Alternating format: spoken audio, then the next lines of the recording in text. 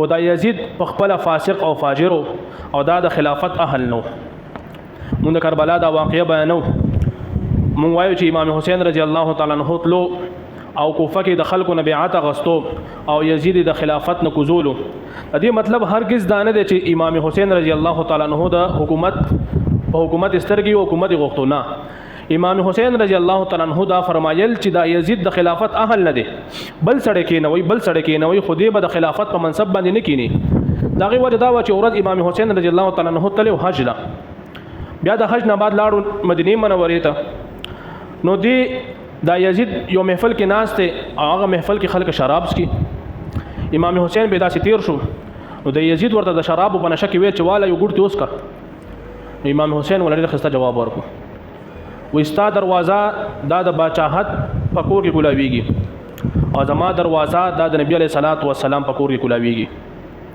ستا دروازه دا په شام کې کولاویږي او زما دروازه په مسجد نبوي کې کولاویږي. دا شراب دیتا ته مبارک به د شراب نسکو.